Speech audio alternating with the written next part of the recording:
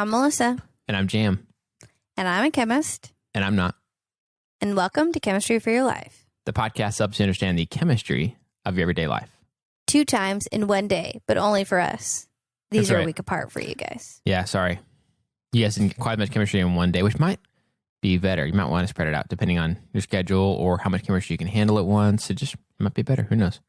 Or if you want to feel like you get to hang out with us every week, you know. That's right. We're doing these 2 at once, and then Jam and I are not going to record for, I guess, 2 weeks. Yeah. Well, that's Weird. kind of sad when you think about it. Yeah. Yeah, maybe we shouldn't have done this. Maybe we shouldn't do this. I'm going to be out of town for a little while with my dad, so that's why we're going all at once. Okay. So this is a follow-up of Erica's question about Teflon pans. So she asked, you know the Teflon danger back in the 80s. I didn't really know about it. When it was discovered that their chemicals were causing cancer and birth defects. That's a real thing. We'll talk about it. But we still have these nonstick pans. Is it safe to use when scratched? That's a great question. So we're going to talk about it. But before we do, I do want to tell you that I was looking for her question and I typed Teflon into my iMessages on my computer. And it pulled up a really old message from her. Apparently she had asked this like way back in the beginning of our podcast. So she had already asked this question. And then I guess it just reoccurred to her and she didn't remember and neither did I. And so I was trying to figure out what was going on because I knew that wasn't the thing I looked for. So I typed in Teflon again and hit enter. But then I just text messaged her Teflon at 1 o'clock in the morning. So sorry for that 1 a.m. text message, Erica, but I was really excited about this topic and I just wanted to get your questions exactly right, okay? Also, yeah, sorry it took us so long to get to it. Although that's probably the nature of a lot of these questions. There's hopefully more questions than we can get to quickly, and then we just have plenty of chemistry for the future. Oh my gosh, there's so many questions. I have a super long list, and I try as soon as someone messages me to put it in my list. Good. Yeah. I really try to do that, but sometimes I forget, which I think is what happened to Erica's question way back at the first place. And I just will try to find something that I'm excited about because I think that is the most interesting thing for that week. And so I just kind of go with wherever the wind takes me. Yeah. Now, what I'm about to tell you is going to come with a grain of salt. Okay. Because this involves lawsuits. It involves the environment. It involves a lot of things that I think it's sometimes hard to come up with an objective opinion on. Right. And I used a few journals that I hadn't used before. I tried to confirm that they were peer reviewed, but one was about investigative journalism. So I don't know how to confirm that source. But it seemed like the information was accurate based on everything else I read. Okay. So all this is alleged, and I did the best I could with the information I have, and the references are put into our references. Okay. I just don't want to get sued. Yeah. But also I think it is important to remember when you're reading any news source, the person writing it has an agenda. And so some of the things I read, I was like, whoa, this person clearly is angry. And I would try to suss through those things. Yeah, and the fact that anything you read or reference is locked in time. It is stuck in, unless it gets updated, stuck in a time period where there was certain information available. Right. And that can change too. So, and that was part of the problem. A lot of these came out in 2004. So when a lot of the lawsuits and stuff were like just starting, and I didn't find out about how a lot of them resolved, it was hard to get up-to-date information. So just remember that any news source you read is going to have a slant pretty much. And it's important to try to get multiple sources with different viewpoints. That's what I tried to do.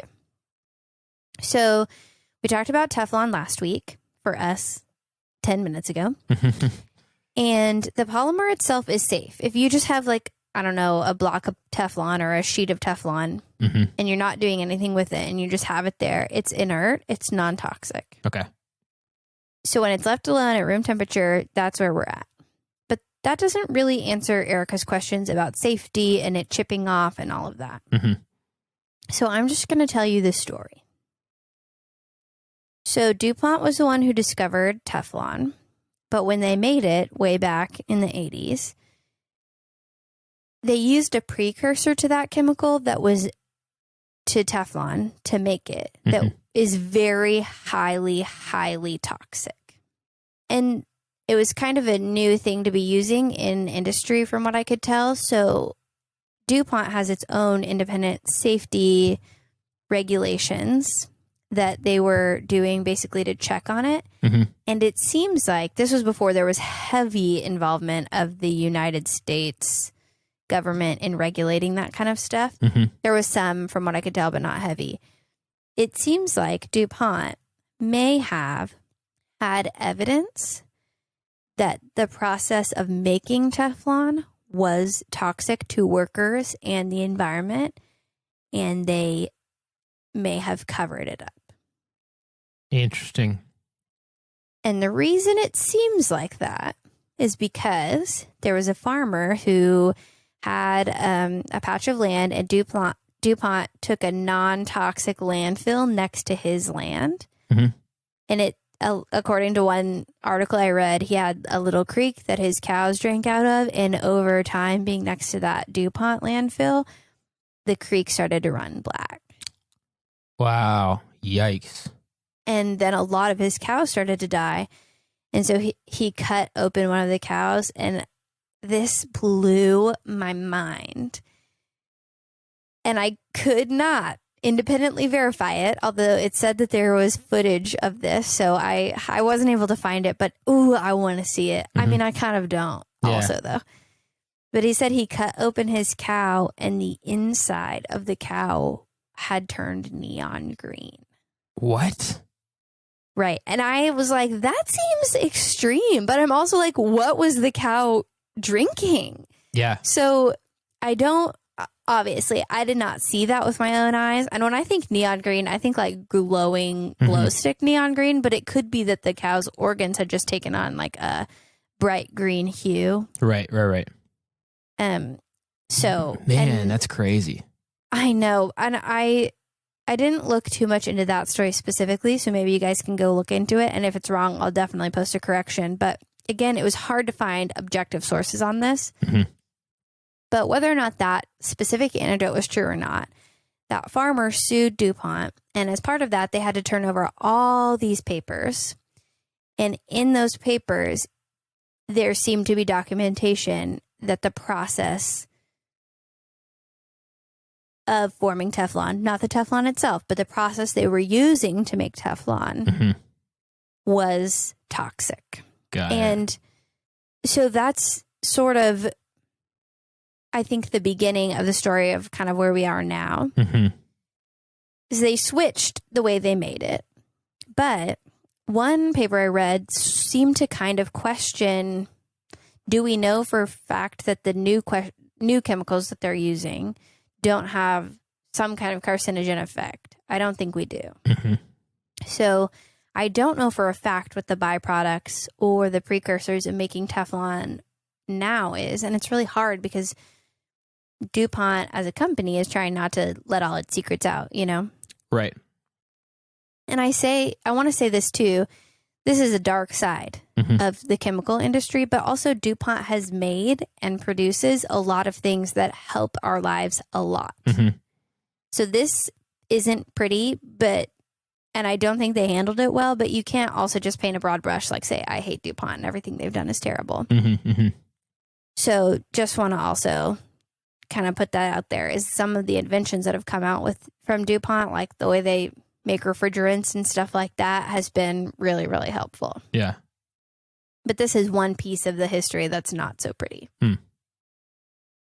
So we've got a different way of making Teflon now. It doesn't use that same really questionable chemical. But at the time, they did have birth defects. And it seems like they very quietly removed women from the Teflon making section once several pregnant women had, I think it was 2 or 3 out of 7 pregnant women had children with birth defects. And so they didn't report it, it seems like. It just kind of shuttled women away from that area, which, again, if you're making moves within your company, you probably have an idea that something's wrong. But All of this is alleged. Yeah. Okay. Gosh, that's crazy. I know. It is crazy, right? So that's a lot of what happened in the 80s. Why people, I think, have this idea that it's bad, but they don't have all the information about what's going on with that. But so they think, oh, there's all this toxic stuff when they made Teflon, so Teflon's toxic. Teflon itself is not toxic. But just because a molecule is inert and not toxic, it can still build up in our bodies sometimes and keep the function of it from working well. So one thing I think of is like silica is sand and it's fine. But if you grind it down really, really, really small to silica powder gel, breathing it in can coat your lungs and be really dangerous. So while we know that Teflon is not toxic itself, it's inert, it's fine.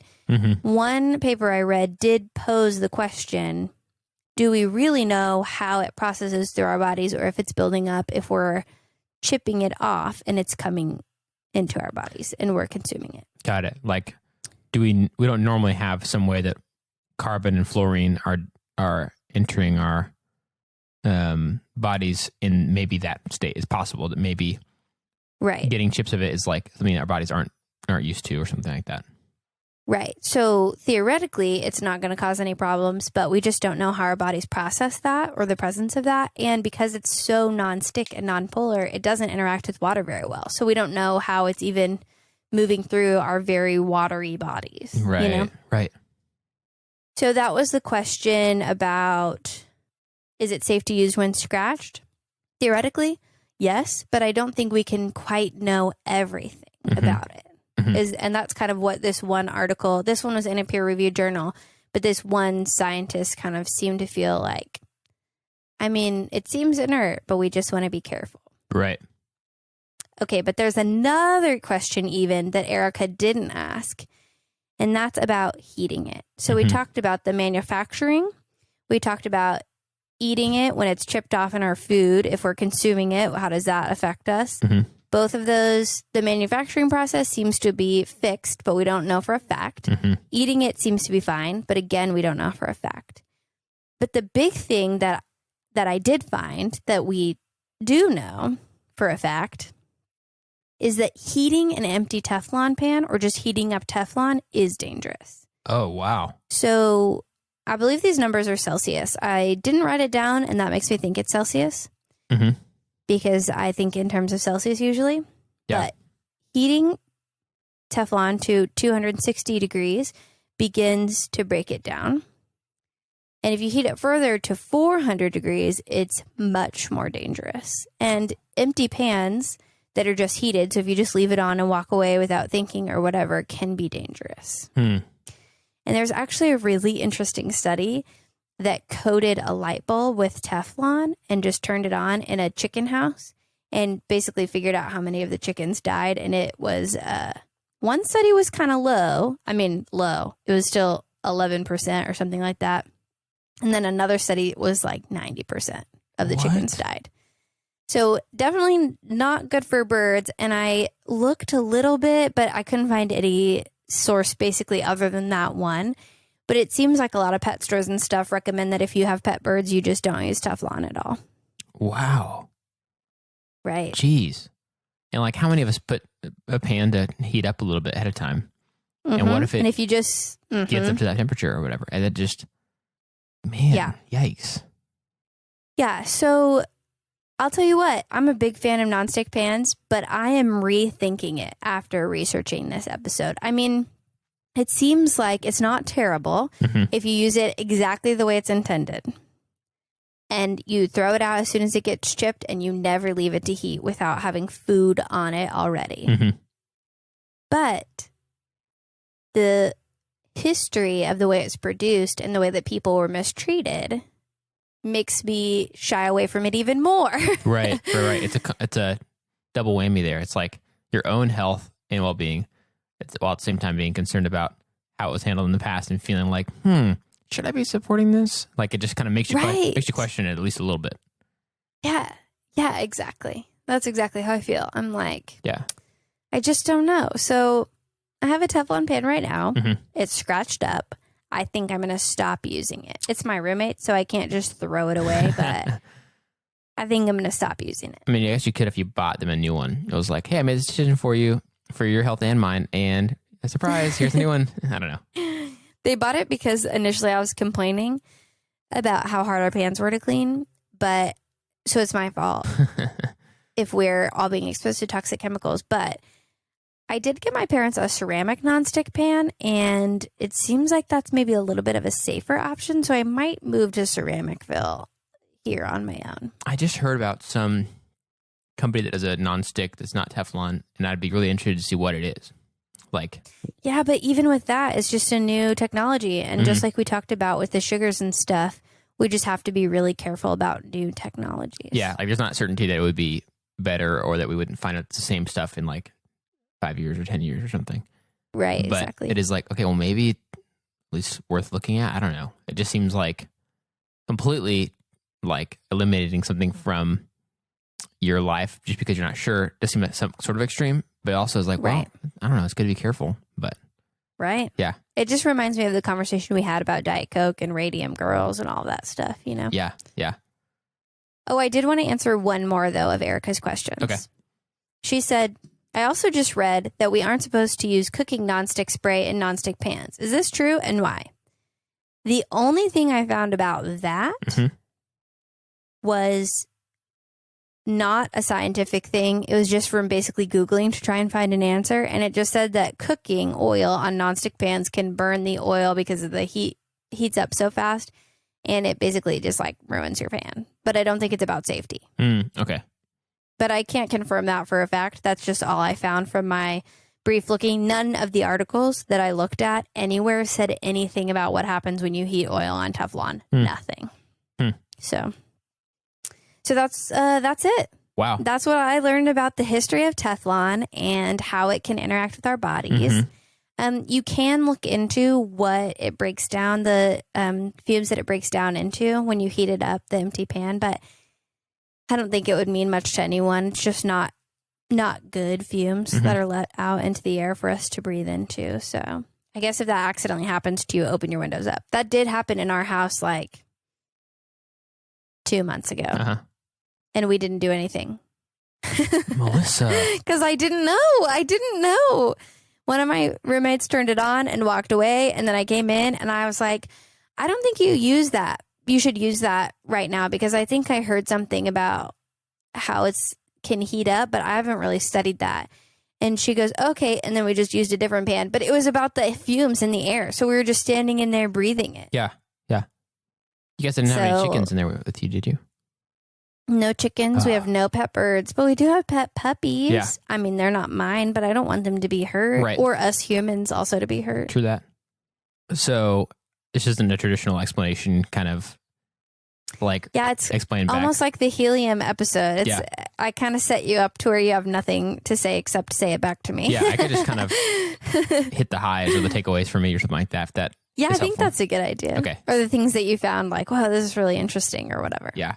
And I'm like, I try not to go into these situations with our podcast. That's definitely the case. But like even things like, should we not use this or should we not drink this or eat this? I try to like go into those kind of situations with an open mind just to learn whatever I possibly can and not have an assumption about like, oh yeah, corporations are trying to kill us or like, oh, get over it. Like we're fine. There's like two extremes where people think nothing can hurt us and other people think that everybody's out to get us. Right. And so I try to be in the middle, but it seems like there's a significant enough column of some concerns. And so I'll just list the ones that seem to like stand out to me, which is pretty much all of them, I guess. But one, the byproduct of making the Teflon at least seems... Oh, it was a precursor, I think. The thing that they used to make it, yeah. But it might also be byproducts that they're putting in the landfill. Hard to say. Yeah. So some part of that process at the beginning, back in the 80s, was not good for the environment and for like some animals nearby and stuff, it seems. So that's a concern because it's like, okay, maybe the substance itself is inert, but if to make it causes a lot of problems, then should we be using it is one question. Right. That's also the same thing for PVC pipe. I think there are some questionable things in the environment that you don't want to use that, but I don't remember off the top of my head, so that'll be another episode. Okay. And the next thing is that little pieces of it chipping off into our food over time doesn't seem like there's evidence that it's certainly bad for us, but it's a big question mark where we just don't know. It's not like we've intentionally, fed little pieces of that to something to see what happens. Right. And our bodies could be super not used to little pieces of the carbon and fluoride molecules or whatever it is. It could have some unexpected consequence. So it's not good to assume that everything's fine there. Right. But we can't also assume that something's wrong because just sitting there on the table, it's not toxic to us in any way. Yeah. Then the biggest concern for sure is the heating up of the Teflon and the fumes. I feel like the thing I'm almost certain I've done multiple times is let it get warm without anything in there. And maybe I didn't let it get to that temperature that's a problem, but I'm sure I have. And so that's a big concern in my mind, thinking like fumes that I've probably been around or have subjected other people to be around and just have not thought about there being an aromatic or whatever you want to call it element to that. And so that seems like a big concern and a big thing to be careful about. So in general, I definitely am more, I wasn't really the only thing I had ever seen that made me kind of question whether Teflon was good or bad or whatever is just that I saw specifically advertised some pans that were nonstick that didn't use Teflon. And they were like, no Teflon. Yeah. And so I was like, maybe there's something bad about it. But I didn't explore it all. This is the first I've ever heard of any of this kind of thing. I've heard some of it because my mom was very careful and she only ever used stainless steel pans, but they were so hard to clean. I mean, like, I was just annoyed every single time I scrambled eggs or whatever. Yeah. And for a while, when she first got sick, we were there making her food all the time and making my dad food too. That neither of them can cook very well and that he was working a lot and she was really tired. And so we're just cooking there a lot. And I was like, I cannot use these pans any longer. But my mom said, you absolutely cannot get a Teflon pan. So I went with the ceramic one, which seemed to be, according to all the things I quickly Googled, the safest option. So I think I'll probably switch to that for my own life. And I think stainless steel pans are great for like things that like boiling pasta or rice or whatever. That's, we use a stainless steel pot for that at home, but here in Denton, but I definitely am not going to be buying any new Teflon, I think, as a result of my research from this episode. Yeah. Yeah. Well, now that we've just learned about how we may be bringing toxic fumes into our homes, do you want to talk about something happy that happened to you this week? Absolutely. And the thing I'm going to share about is baking. Nice. Which I thought ahead of time about what I wanted to share. It would have been funny if I'd picked something like very on topic, like cooking with Teflon. It's like, well, I used my Teflon pans this week to blah, blah, blah. And boy, did I leave them on the stove with no food in them for about 15 minutes. So I got into a serious like banana bread phase in January. Oh my gosh, you really did. And I walked into your house. Sorry, I'm totally cutting you off. Go ahead. I walked into your house for a church small group with the other people who live in your house, and you guys were gone. I saw a loaf of bread, and I immediately assumed it was your banana bread and tried to eat it, and instead it was bread for communion, and it was still good, but I was really excited when I thought there was banana bread there. Yeah, that's definitely like a bait and switch there to expect really something was, like banana bread and not get that. So I did that serious banana bread phrase in January, inspired by my sister-in-law, Mindy. She kind of like got me hooked on that, and she makes really good banana bread.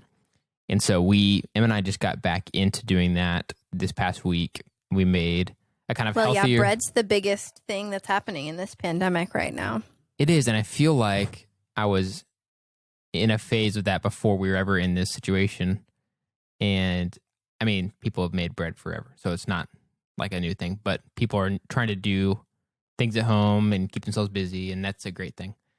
But yeah, and it kind of doesn't take a lot of time, but you just have to be there. You have to be able to let it set for this amount or whatever. So it's a convenient one to do when you're working from home or something like that. Totally.